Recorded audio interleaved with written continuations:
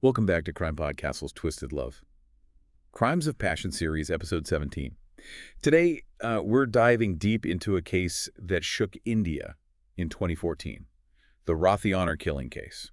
Yes. It's a story about love and tradition Yeah, and the devastating consequences when those two collide. absolutely. It's a case that forces us to confront some really uncomfortable truths about societal pressures and the lengths to which people will go to uphold them. Right. Okay, so let's start by setting the scene. We're in Haryana, India, Okay.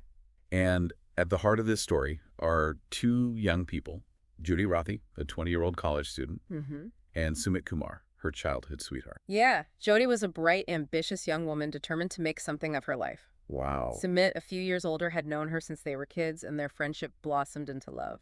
So it sounds like the beginning of a beautiful love story. What went wrong? Well, in India, particularly in certain communities, the caste system plays a significant role in social interactions, Right. including marriage. Jyoti and Sumit belonged to different castes, Mm-hmm. and this difference became a major obstacle to their relationship. Can we explain the caste system a bit for our listeners who might not be familiar with it? Certainly. It's a complex social hierarchy that has existed in India for centuries. People are born into a specific caste, and this determines their social standing, occupation, and even who they can marry. Right. Marrying outside one's caste is often seen as taboo, Okay. a threat to the social order. So Jyoti and Sumit's love was considered a transgression against this deeply ingrained system. It was. How did their families react? Jyoti's family, especially her father and brother, were vehemently opposed to the relationship. They saw it as a disgrace, a stain on their family honor. Sumit's family, though perhaps more accepting, also faced pressure from the community. It must have been incredibly difficult for Jyoti and Sumit to navigate this opposition. Yeah. I imagine it put immense strain on their relationship. Absolutely. They were essentially caught between their love for each other and the expectations of their families and community. Wow. It's a situation many young couples face in cultures where arranged marriages and caste restrictions are prevalent. So what did they do? Did they succumb to the pressure or did they try to fight for their love? They chose to fight. Wow. In April 2014, Jyoti and Sumit made a daring decision. They eloped to Delhi and secretly got married, hoping to build a life together away from the judgment and restrictions of their families. That must have taken incredible courage. What was their family's reaction when they found out? Fury. Wow. Jyoti's family in particular felt utterly betrayed and humiliated. Right. They saw this as a direct challenge to their authority and a violation of their honor. Okay. They were determined to bring Jyoti back and punish her for her defiance. I can't imagine the fear Jyoti and Sumit must have felt, knowing their families were so enraged. What happened next? In a tragic turn of events, Jyoti's family devised a plan to lure her back home. They pretended to accept the marriage, promising reconciliation and a family celebration. Jyoti, longing for her family's approval, fell for their deception. That's heartbreaking. She must have thought everything was finally going to be okay. It's a classic example of how perpetrators of honor killings manipulate and exploit their victims' trust. Right. They often use emotional pressure and promises of reconciliation to gain control and carry out their horrific acts. So Jyoti returned home, believing her family had come around. What happened then? On May 1st, 2014, Okay. Jyoti's world came crashing down. Her family's acceptance was a cruel facade instead of the celebration she'd been promised. Right. They brutally murdered her in their own home. She was strangled to death.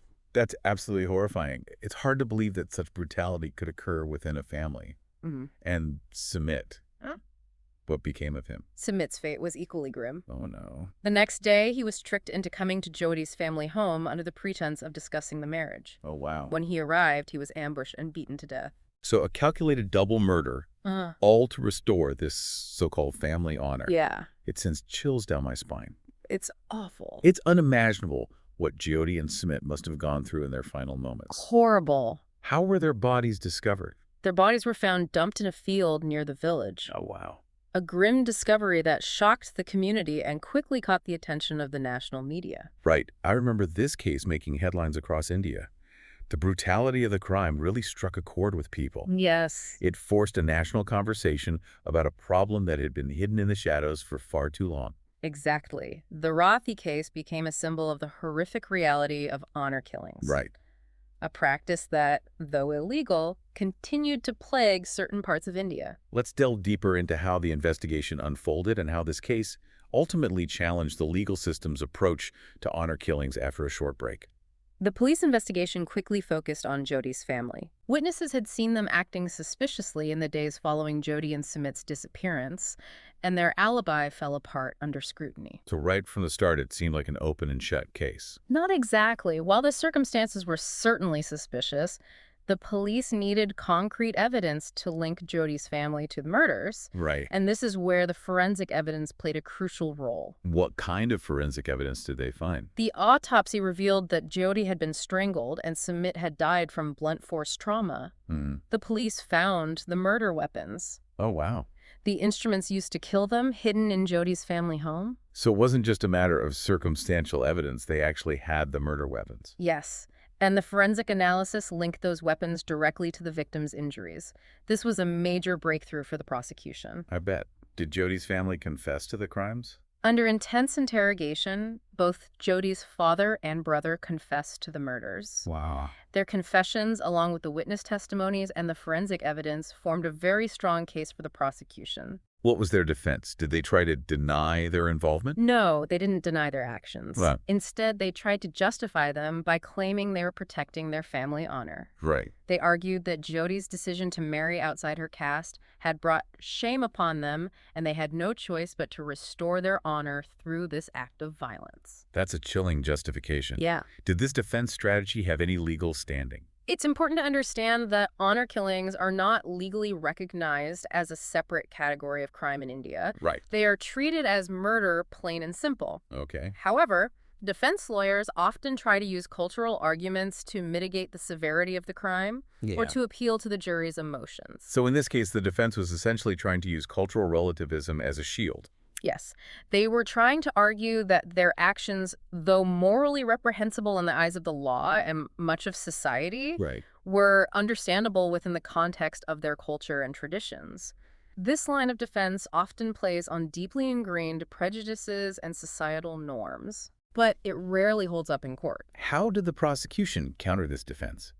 The prosecution focused on the premeditation of the crime. They argued that this wasn't a crime of passion, a spontaneous act of violence.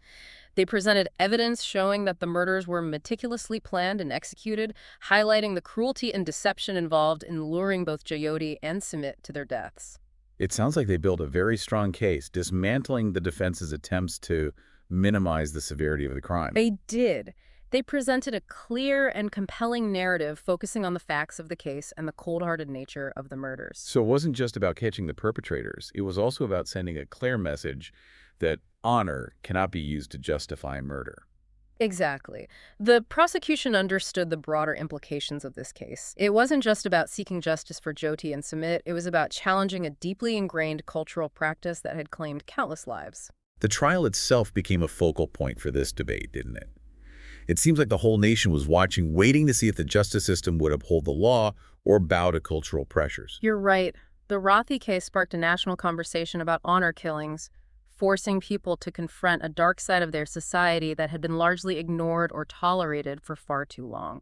What was the verdict in this landmark case? Yeah. Did the court side with the prosecution or the defense? In 2016, after a long and highly publicized trial, the court delivered its verdict. Okay. Both Jyoti's father and brother were found guilty of murder and sentenced to life imprisonment. Wow. It was a resounding victory for the prosecution and a powerful message that honor killings would not be tolerated in the eyes of the law. That's a powerful statement. What impact did this verdict have on the fight against honor killings in India? The Rathi case served as a major turning point in the fight against honor killings in India. It demonstrated that the legal system was willing to hold perpetrators accountable, regardless of their attempts to justify their actions based on culture or tradition. Okay. It emboldened activists and organizations working to eradicate this practice and gave hope to victims who had been silenced for fear of retribution. So this case was more than just a legal victory. It was a cultural shift. Yes. A sign that things were finally starting to change. And it wasn't just the verdict itself, Right. but the way the case was handled. Okay. The media attention, the public outrage, the passionate arguments presented by the prosecution all contributed to raising awareness and challenging deeply held beliefs that had perpetuated this horrific practice for generations. It sounds like the Rathi case really struck a nerve, forcing people to confront uncomfortable truths about their own society. What were some of the specific changes that came about as a result of this case? The case led to renewed calls for stricter laws against honor killings and more effective enforcement of existing laws. Okay. There was a push for police and judicial training to better understand the complexities of honor-based violence and to ensure that victims were treated with sensitivity and provided with adequate protection. So it wasn't just about punishing the guilty, it was about creating a system that prevented such crimes from happening in the first place. Exactly. And it also led to a greater focus on education and awareness campaigns to challenge the attitudes and beliefs that underpin honor killings. Right. These campaigns aimed to change social norms, promote gender equality, and empower young people to make their own choices about their lives and relationships. It sounds like the Rathi case had a ripple effect, creating momentum for positive change on multiple fronts. It did. It showed the power of a single case to ignite a movement, to challenge the status quo, and to inspire hope for a future where love, not violence, dictates the course of people's lives. That's a beautiful sentiment.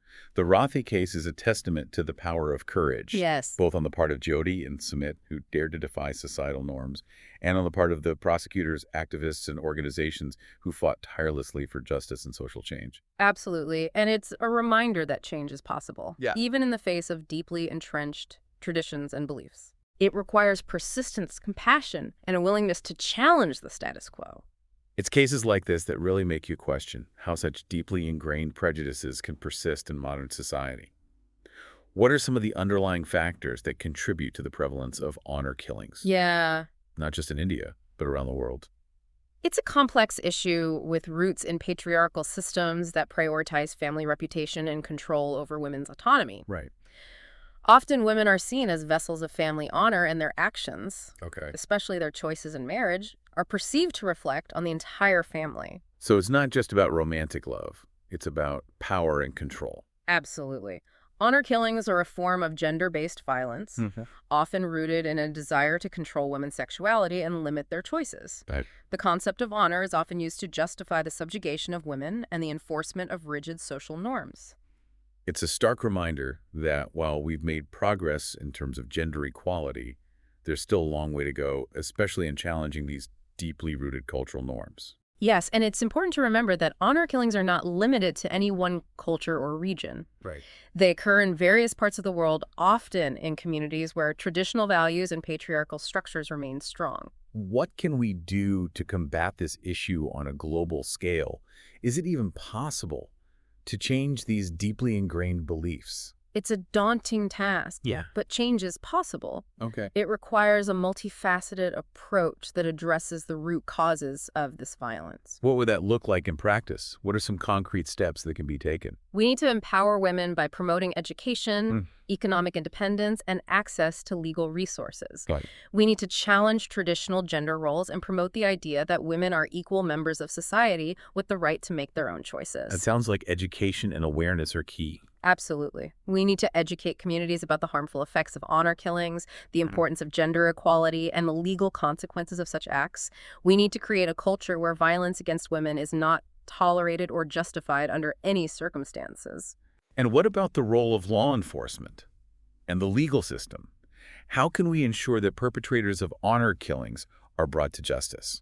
It's crucial to have laws that specifically address honor killings and ensure that they are treated as serious crimes. Right. We need to train law enforcement officials to recognize the signs of honor-based violence, investigate these cases thoroughly, and gather evidence effectively to ensure successful prosecutions. It's a reminder that justice doesn't happen automatically. It requires a system that is equipped to handle these complex cases and protect the rights of victims. Yes, and we also need to ensure that victims of honor-based violence have access to support services, such as legal aid, counseling, and safe shelters. Many victims are afraid to come forward for fear of retaliation from their families or communities, so it's essential to create a safe and supportive environment for them to seek help. It's heartbreaking to think that even in the 21st century, love can still be a death sentence in some parts of the world. The Rathi case is a stark reminder that the fight for human rights, for equality, for the freedom to love without fear is far from over. You're right. But amidst the tragedy, there's also hope. The fact that we're having these conversations, that there's growing global awareness of honor killings, Right. and that people are working tirelessly to combat this issue, Absolutely. gives me hope that we can create a world where love is celebrated, not punished. Well said. I think that's a powerful message to end on.